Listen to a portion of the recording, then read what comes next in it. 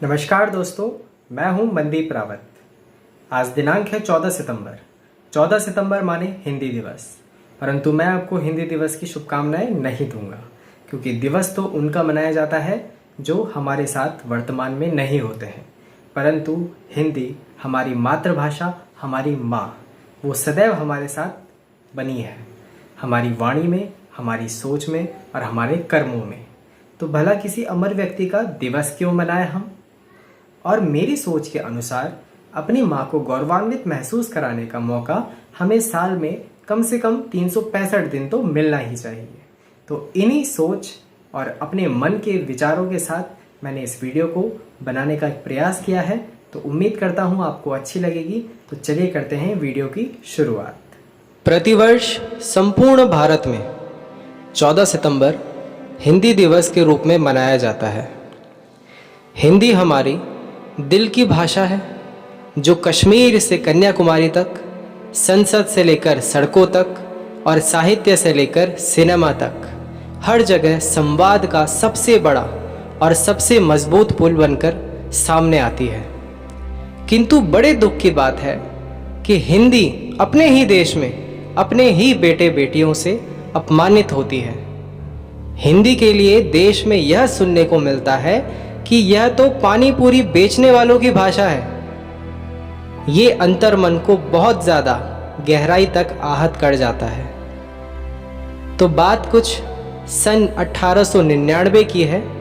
Los Angeles में ज्ञान पुरुष स्वामी विवेकानंद एक सम्मेलन में गए, जहां उन्हें एक अंग्रेज ने पूछा, hello Swami Vivekananda, how are you? तो स्वामी विवेकानंद जी ने बड़े ही विनम्रता पूर्वक इसका जवाब दिया, मैं अच्छा हूँ। तो अंग्रेज ने सोचा ये व्यक्ति भारत से आया है, इसे अंग्रेजी का ज्ञान नहीं होगा। तो उसने हिंदी में पूछा, आप भारत से आए हैं, आपको कैसा लग रहा है? तो स्वामी विवेकानंद जी ने कहा, I am feeling good, your country is very beautiful. वो अंग्रेज बहुत हक्का बक्का रह गया। तो उसने पूछ ही लिया कि स्वामी जी, जब मैंने आपसे अंग्रेजी में पूछा तो आपने हिंदी में जवाब दिया, और जब हिंदी में पूछा तो आपने अंग्रेजी में जवाब दिया। इसके पीछे का कारण क्या है? तो स्वामी जी ने कहा, आपने अपनी मातृभाषा में मुझसे बात कही, इसलिए मैंने भी अपनी मातृभाषा में बात कही। परंतु जब आपने मेरी मातृभाषा का सम्मान करते हुए मेरी मातृभाषा में मुझसे कहा, तो मैंने भी आपकी मातृभाषा का सम्मान किया और उसी में आपको जवाब दिया। स्वामी विवेकानंद जी की इस बात को बीते हुए 123 साल हो चुके हैं, और आज तक हम ये नहीं समझ पाए कि ओछी राजनीति का पहला षड्यंत्र यही है कि हमें बांट दिया जाए। कभी जाति के नाम पर बांट दिया जाए, कभी कपड़ों के नाम पर, कभी भाषा के नाम पर। तुम्हारी भाषा छोटी है और मेरी बड़ी, यह वाक्य भाषा विवाद की सबसे बड़ी जड़ है। भाषा सिर्फ संवाद का माध्यम नहीं, हर भाषा के तार उसकी संस्कृति, उसके साहित्य, उसके इतिहास से भी जुड़ते हैं। जैसे ही हमने किसी भाषा को छोटा कहा, तो हमने उससे जुड़ी संस्कृति, उसकी साहित्य और उसके इतिहास को छोटा कहा है, और वो भाषा बोलने वाले इतिहास पुरुषों को और उस भाषा में जन्मी अनेकों विलक्षण प्रतिभाओं को छोटा कह दिया है। यदि कोई व्यक्ति हिंदी बोल रहा है और उसके साथ अवधी भी बोल लेता है, तो ये दोनों ही भाषाएं उसकी मातृभाषा हैं। आपने हिंदी अवधी पर कीचड़ उछाला है, तो उसके छींटे तुलसीदास जी पर भी पड़ेंगे, दिनकर और महादेवी वर्मा पर भी पड़ेंगे। आपने ब्रज भाषा को छोटा कहा, तो सूरदास, रसखान, केशव, घनानंद बिहारी को छोटा कहा है। जहाँ तक बात आती है इस अंग्रेजी की, तो इस भाषा के बारे में बहुत सारी गलतफहमियां दिमाग से निकाल दीजिए। अंग्रेजी अंतर्राष्ट्रीय भाषा नहीं है। संपूर्ण संसार में 200 देशों में मात्र 14 देशों में यह बोली जाती है। फ्रांस में फ्रेंच, जर्मनी में जर्मन, रशिया में रशियन, जापान में जापानीज, चाइना में चाइनीज, डेनमार्क में डेनिश।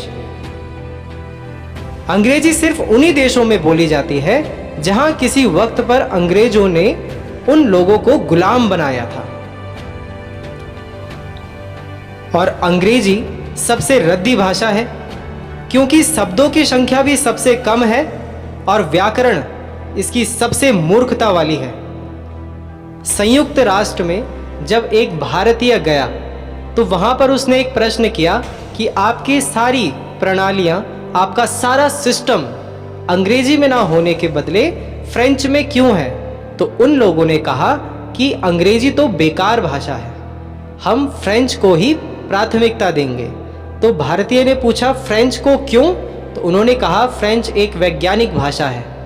जब पूछा गया कि फ्रेंच में क्या वैज्ञानिकता है तो उस संयुक्त राष्ट्र के अधिकारी ने कहा कि फ्रेंच भाषा में धातु रूप और शब्द रूप दोनों अलग अलग हैं। तो उस भारतीय को संकोच हुआ तो उसने पूछ ही दिया कि महाराज आपको इस धातु रूप और शब्द रूप का ज्ञान कहाँ से हुआ?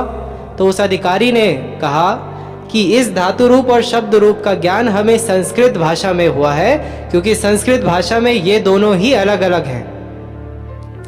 तो भाई और बहनों, संस्कृत भाषा सीखिए, संस्कृत भाषा सभी को बोलना सिखाइए, हिंदी भाषा बोलिए और लोगों से भी बुलवाइए क्योंकि संस्कृत भाषा ही दुनिया की समस्त भाषाओं की जननी है।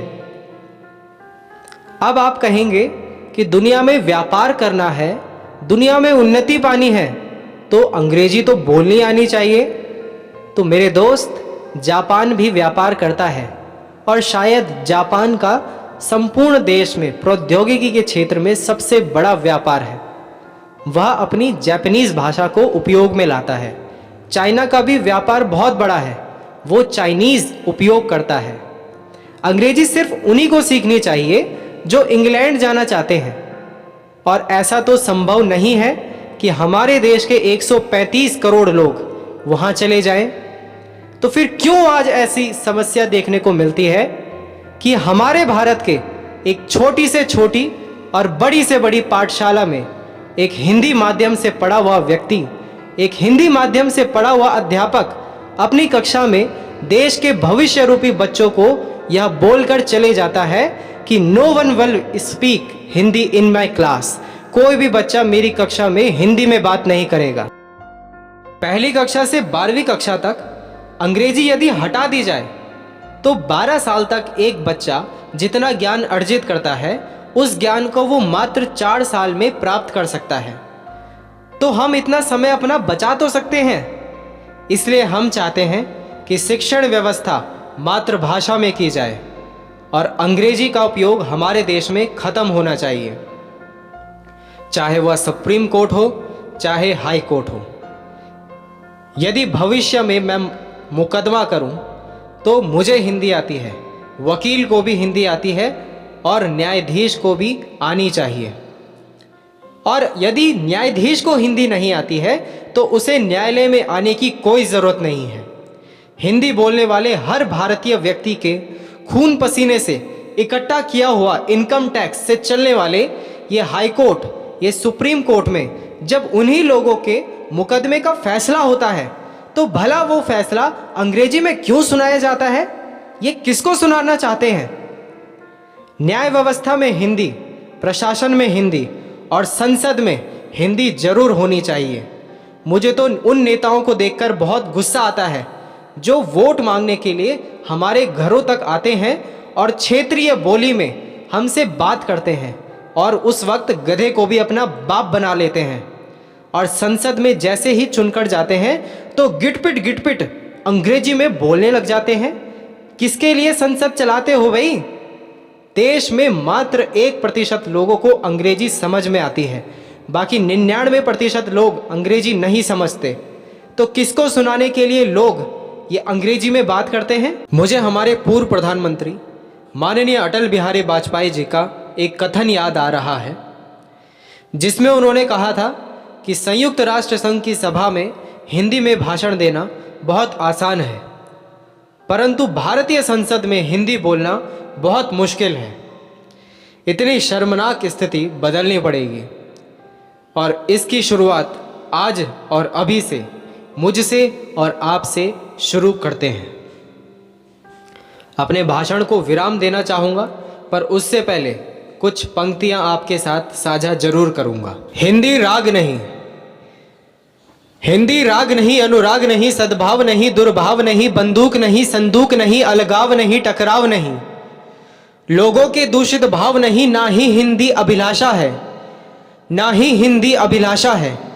अरे जोड़े जो 28 बेटों को, अरे जोड़े जो 28 बेटों को, हिंदी भारत माँ की आशा है। पर तिरस्कार उस आशा का, तिरस्कार उस आशा का कर लहू उबाल खाता है जब हिंदी माता के सम्मुख कोई प्रश्न चिन्ह दिखलाता है। तिरस्कार उस आशा का कर लहू उबाल खाता है जब हिंदी माता के सम्मुख कोई प्रश्न चिन्ह दिखलाता है।